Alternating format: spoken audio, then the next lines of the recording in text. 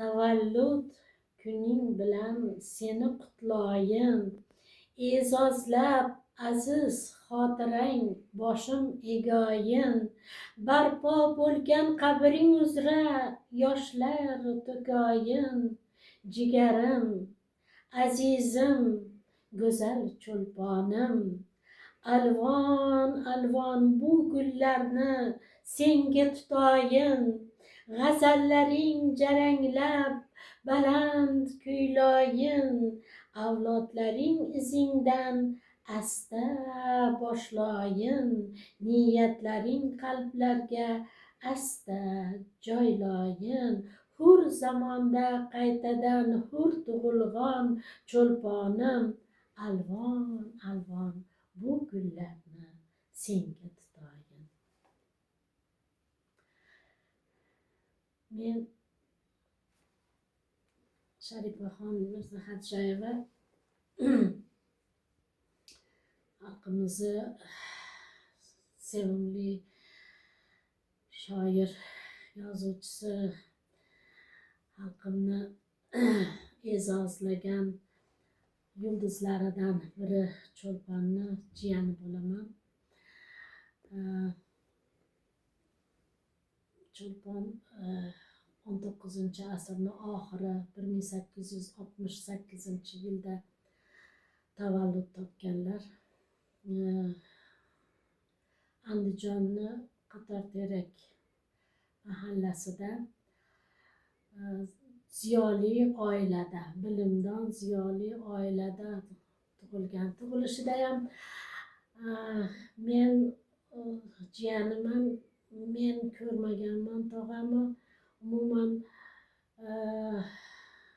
men tug'ilgan paytda, o'qigan paytda Cho'lpon haqida umuman na matbuotda, na darslikda, na atrofda so'z yuritilmagan.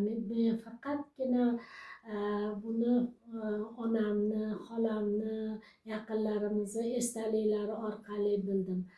Va nihoyat 80-yillarning oxirlariga kelib, davrda yumshashlik va vaziyati bo'lgan paytda hamma bilimdonlar, ziyolilar Cho'lponni tezda tilga ola boshlashdi va onamni oldiga qidirib kela boshlashdi. Lekin shundagina men qanchalar meni tog'am xalq uchun ardoqli ekanligini o'shanda seza boshladim. To'g'ri, maktabda o'qiyotgan paytimda Alloh rahmat bo'lsin, Sobir Abdullani jiyani Nizomiddin aka Umarov bizni sinf rahbari bo'lgan. O'zlari ham shoir bo'lganlar. Ular bir ajoyib hurmat bilan meni Cho'lponni avlodi der edi. Nimaga bunaqa deb hayron bo'lar edim. Chunki aytilmas edi, uyda hech narsa qolmagandi. Endi onamni ko'z yoshlari, xolamni ko'z yoshlari, eslashlari, boshiga tushgan juda ko'p qiyinchiliklar haqida gapirganda albatta Cho'lpon haqida albatta aytilar edi. Chunki kattada Cho'lponni otasi Sulaymonqul Bazzoz juda Andijonda ko'zga ko'ringan boylaridan bo'lgan ekanlar. Lekin o'ta ko'p bilimdon bo'lgan ekan. Shunaqa ko'p kitoblar o'qigan ekanki, ilmiy majlislar shunaqa ko'p bo'lar ekan. O'zlari ham tasavvuf yo'nalishida ijod qilganlar. Rasvo taxallusi bilan Sulaymonqul opa dadani devoni saqlanib qolgan va bu devon hozirda Andijondagi Cho'lpon uy muzeyida saqlanadi. Bilimga chanqoq tog'amizni yoshligidan o'zi rahnamolik qilib, o'zi o'qitib o'rgatgan va shu bilan birga juda ko'p o'qituvchilarni jalb qilgan. Hamma bilim qancha kuchi yetsa shuncha o'qishga harakat qilishgan va tog'amizni o'sha diniy bilimlari, o'sha davr uchun zarur bo'lgan jug'rofiya, matematika, adabiyotlardan tashqari yana o'rgangandan tashqari yana rus tuzem maktabiga ham o'qishga bergan ekanlar. Boshida shunaqa qarashlar bo'lgan, Cho'lponni o'rganish, yuzaga chiqish 80-yillar oxirida go'yoki otasi bilan ularni g'oyaviy tomondan bir-biriga zid qo'yishib, otasini bolasiga norozilik degan narsalarini qo'yishgan, lekin afsuski hamma narsaga ota rahnamolik qilgan ekan. Buni men juda ko'p o'rgandim, onamdan, xolalarimdan bularni o'rganib hattoki taxallus masalasida ham bizni oilada o'sha hamma bolalar tug'ilganda taxallus berilgan tug'ilishi bilan, kimgadir shibli, kimgadir mashrab deb taxallus. Nahotda endi opa dadamiz o'zini yakkayu yagona kutilgan o'g'liga taxallus bermaydi, albatta bergan. Onam bu haqda o'zini esdaliklarida yozib ketgan, daftarida yozib ketgan, Cho'lpon deb. Lekin shunaqa fikr bo'lgan ekanki, o'sha juda ko'p taxalluslar bilan ijod qilgan qalamdar, andijoniy, va hokazo. Shunda atrofdagilar, shu jumladan Fitrat domla ham aytgan ekan, Cho'lpon chiroyli-ku taxallus deb. Shuning uchun hozir adabiyotlarda, olimlarda shunaqangi nima borki, taxallusni Fitrat domla tavsiya qilib bergan degan qarash bor. Lekin aslida men shuni ishonch bilan aytaman, juda tog'amni aytishlari bo'yicha birovni ko'nglini og'ritmaydigan, dili yumshoq bo'lganligi uchun balki o'sha ustozi Fitratga nisbatan aytgan bo'lsalar kerak, bu nima qilib hali o'zini katta olim, meni buni otam qo'yganu demasdan. Endi oilaviy muhit, Cho'lpon albatta Allohni bergan iqtidori, juda har tomonlama bilimli, talantli bo'lganki, 16 yoshidagi adabiyot nadir asaridagi o'sha adabiyot yashasa millat yashar degan nimasi, so'zlari adabiyotda hozir o'zbek adabiyotini bir shiori sifatida qo'llaniladi. 16 yoshli yigit, demak iqtidor mana shunchalik kuchli bo'lgan har tomondan. Endi nimaga yozishmalari bor, jadid nimasiga keyin o'sha davrdagi chiqayotgan hamma matbuot nashrlariga jo'natgan nima deydi, maqolalari, savollari, Gaspirinskiy bilan nimalari, yozishmalari bor. Endi bular haqida albatta olimlar juda ko'p izlanishlar olib boryapti. Men ko'proq oilaviy muhit haqida gapirmoqchiman. Cho'lpon bo'lishidagi oilani roli haqida izoh bermoqchiman. Chunki bundan ortiqqa men o'ta olmayman. Chunki bunga bizni olimlarimiz yetarlicha xizmat qilishib, yetarlicha tadqiq qilib, yetarlicha ish olib borishyapti va baho berishyapti. Mana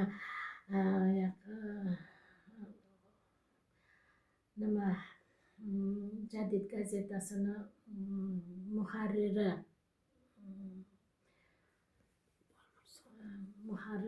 yaqinda aytdilar, bu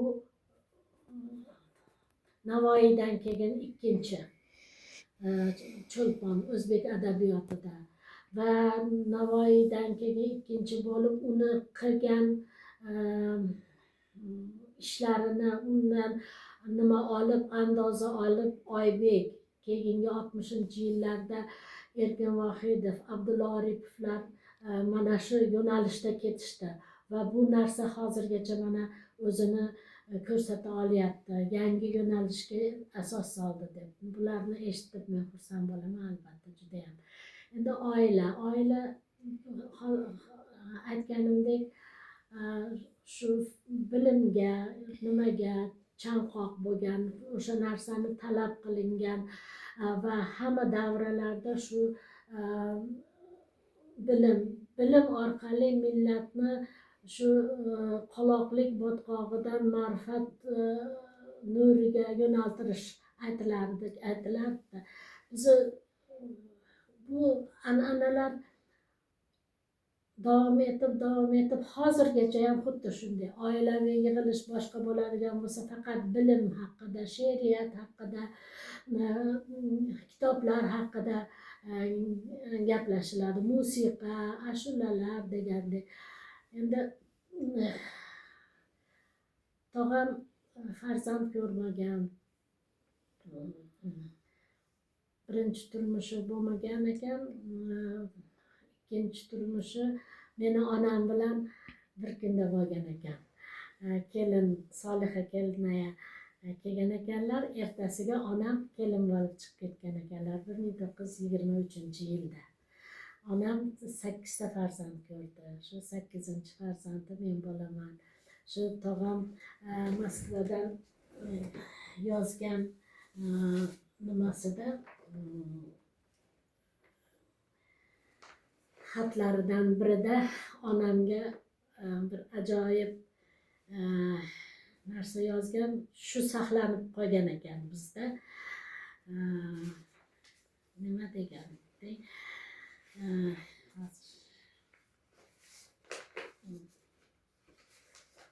1933-yilda Cho'lpon tog'am Moskvada bo'lgan. Shu Moskvadan shu yuborgan xatlaridan birida onamga shunday degan: hammangizga nasihatim to'g'rilik, sadoqat, astoydillik odamga qo'riqchi bo'ladi. Qorin to'yadi, ammo sharmandalik yomon deb yozib yuborgan ekanlar. Buni juda ko'p onam bizga ilm berishda, tarbiya berishda otam, onam shu narsani qo'llarida. Halol bo'linglar, halol rizq qilinglar. Yomon yo'lga yurmanglar, sharmandalik yomon. O'sha qorin to'yadi, ammo sharmandalik yomon.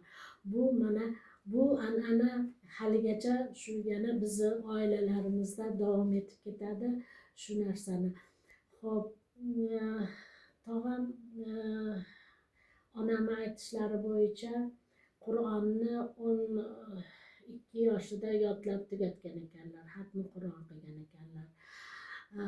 Undan tashqari juda ko'p tillarni bilgan. Fors tili, arab tili, rus tilida juda bemalol gaplashib, hattoki mana bilamiz Moskvada ishlaganlarida o'sha yerda yuqori organlarda shu asosan tarjima nimalarida ham ishtirok etganlar. Xo'p,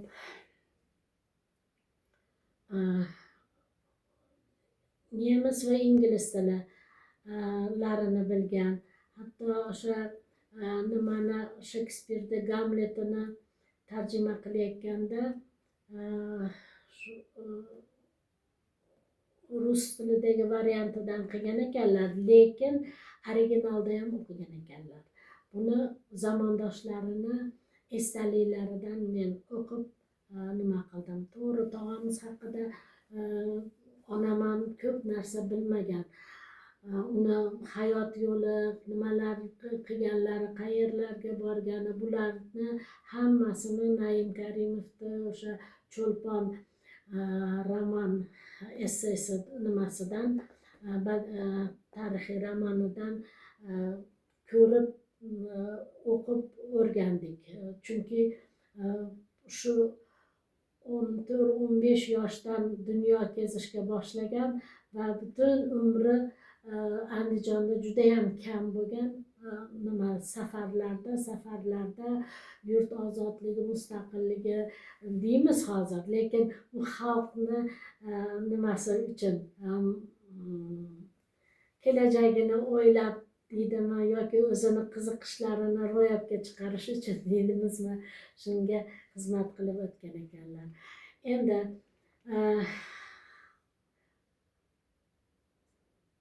umuman tog'amni tug'ilishini o'zi bir qiziq holat bilan tug'ilgan ekan. Ikkita farzand ko'rishgan ekan opa dadalarimiz, lekin turmagan ekan, vafot qilib. Tog'am kutilgan farzand bo'lgan, uchinchisi. Shunda qarangki, o'sha paytda irim qilib lo'limi kelib qolgan ekanda, shu lo'li kelib qolib, lekin kindigini teshada nima qilib bergin deb o'sha irim qilishib, kampirlar endi o'sha paytlarda. Shu bilan uyda tog'amni Teshavay deb chaqirishgan. Teshavay deb hazillashib, hattoki opa dadamiz Sulaymon Vazzozovni she'rlarida o'g'illariga bag'ishlagan oilaviy she'rlari saqlanib qolgan. O'shanda Tesha keldi Toshkentdan deb nima qiladigan joylari bor. O'sha erkalatib shunaqa Teshavay deb aytishgan. Demak, o'sha o'qishlarini aytdim, o'qigan ekanlar. Keyin har Andijonga kelganda albatta revolyutsiyada truppalar bilan nima madaniy har xil tadbirlar bilan kelar ekanda, endi unga erkaklar borishgan-ku. Hamma erkaklar borgan. Shunda ayollar ham shularni ko'rsin deb teatrdagi artistlarni hovliga olib kelib, orqasiga bo'zlarni torttirib, sahna qilib qo'ydirib bergan ekan. Hamma ayollar, ya'ni qarindoshlar, qo'shnilar, hammalari chiqib shularni ko'rishgan ekan.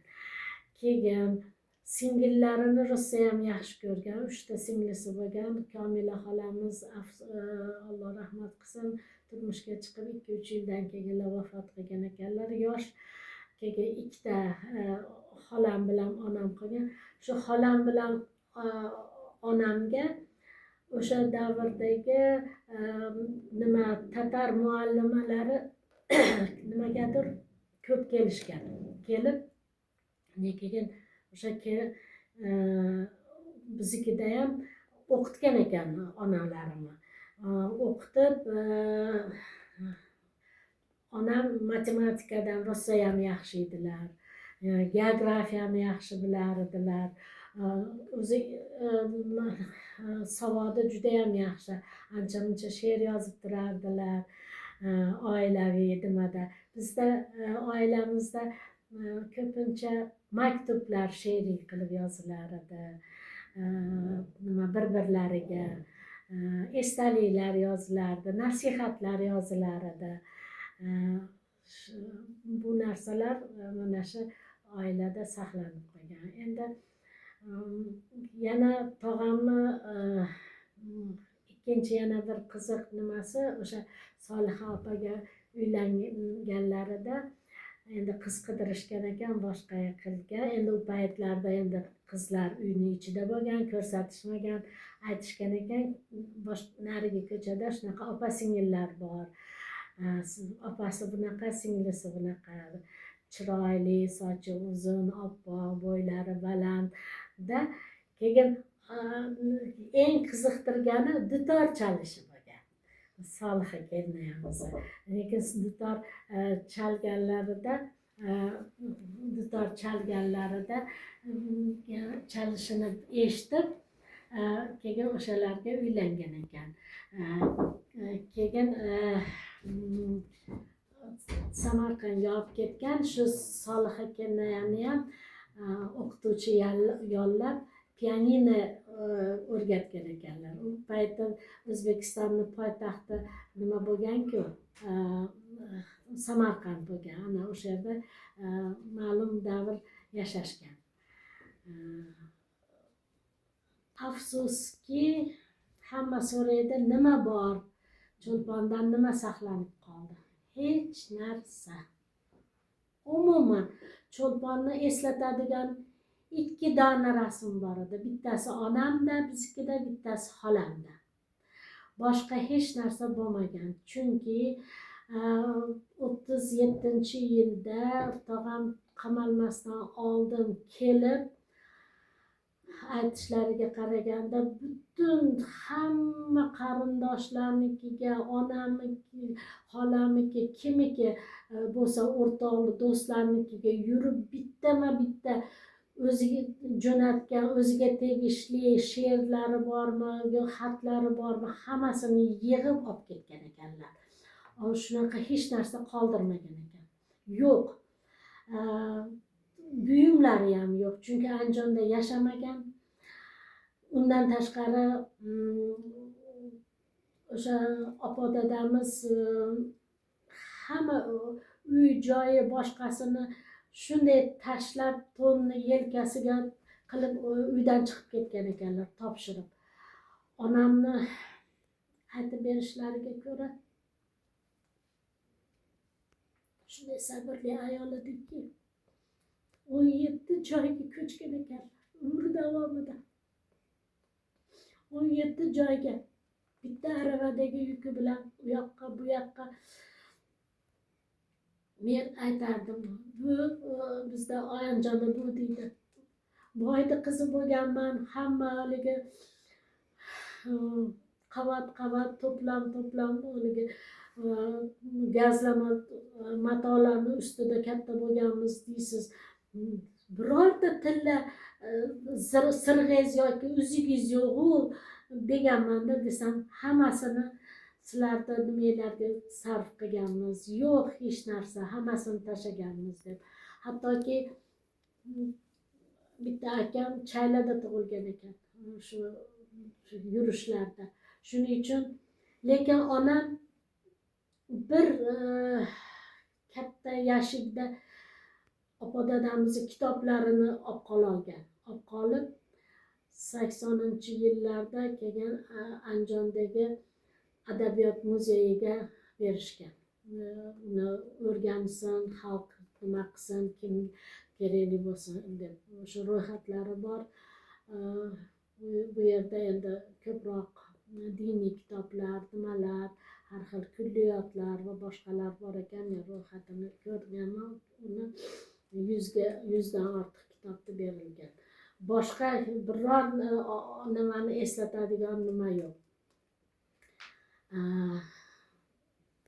Men sizlarga ko'rsataman nimalar borligini. Ana narigi uyda ozgina esdalik burchagini qilib qo'yganman. O'shani nasib qilsa ko'ramiz. Shunaqa. Lekin onam baxtli inson bo'lganlar. Otam tushungan va 8 ta hammamizni o'qitishga muvaffaq bo'lgan, oliy ma'lumotli qilgan va davlatga, xalqqa kerakli insonlar qilib tarbiyalab yetishtirdi. Shunday qilib, shunaqangi Cho'lpondek buyuk, zabardast, xalq suygan insonni qarindoshi bo'lganimdan xursandman. Allohim o'tganlarimizni mag'firat